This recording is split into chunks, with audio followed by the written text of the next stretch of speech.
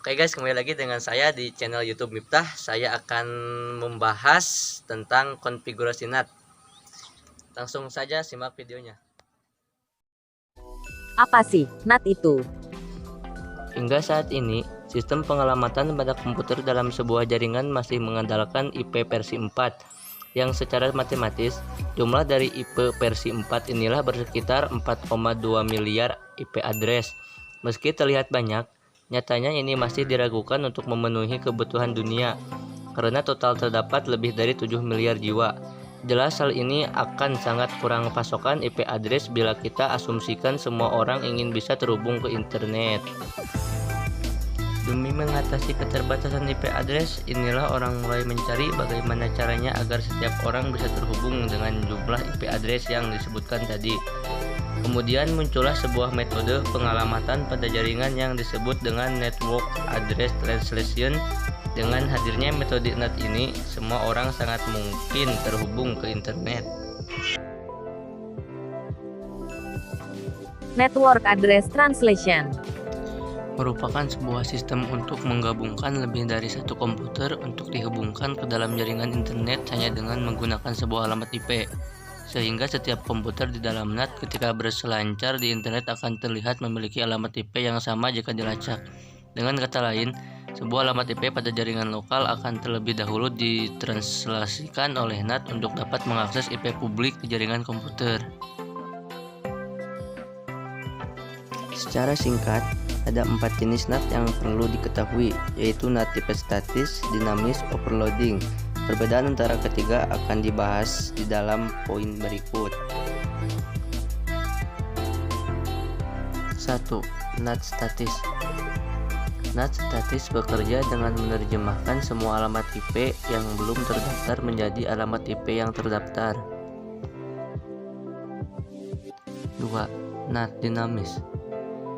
NAT dinamis bekerja dengan mendaftarkan beberapa komputer ke dalam satu kelompok dengan alamat IP terdaftar yang sama.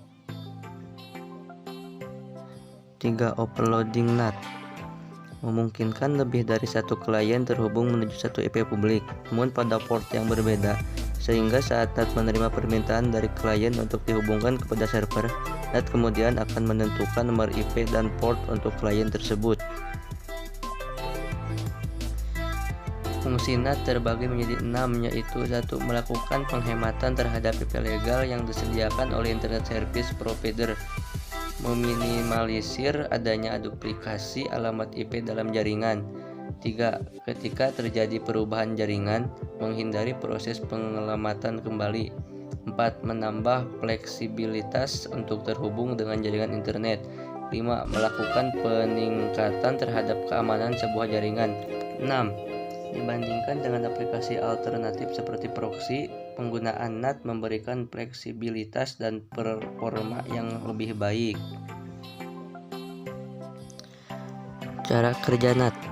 Saat menggunakan NAT, seorang klien dapat terhubung dengan internet melalui proses-proses berikut. Pertama-tama, NAT menerima permintaan dari klien berupa paket data yang ditunjukkan untuk sebuah server remote di internet. NAT kemudian mencatat alamat IP klien, lalu menyimpannya ke dalam tabel translasi alamat. Selanjutnya, alamat IP komputer klien tersebut diubah oleh NAT menjadi nomor IP NAT. Lalu NAT lah yang akan melakukan permintaan kepada server. Server kemudian merespon permintaan tersebut. Dari sudut pandang server, yang terlihat adalah alamat IP NAT, bukan alamat IP klien yang meminta data bersangkutan. NAT menerima respon dari server, lalu melanjutkannya dengan mengirimkan ke alamat IP klien yang bersangkutan. Keempat tahapan tersebut terjadi berulang-ulang, sehingga walaupun klien komputer tidak memiliki alamat IP publik, namun tetap dapat mengakses internet. Demikianlah penjelasan mengenai pengertian NAT beserta fungsi dan cara kerjanya. Semoga menambah wawasan dan pengetahuan Anda untuk mengakses internet dengan lebih aman dan efisien di masa mendatang. Kesimpulannya, jadi dengan NAT kita bisa menghubungkan IP lokal pada router dengan IP publik agar bisa saling terkoneksi atau mendapatkan akses internet. Hasil yang didapat, klien dengan IP lokal bisa mengakses internet atau server yang menggunakan IP publik. Oke, terima kasih atas perhatiannya. Kurang lebihnya mohon maaf. Assalamualaikum warahmatullahi wabarakatuh.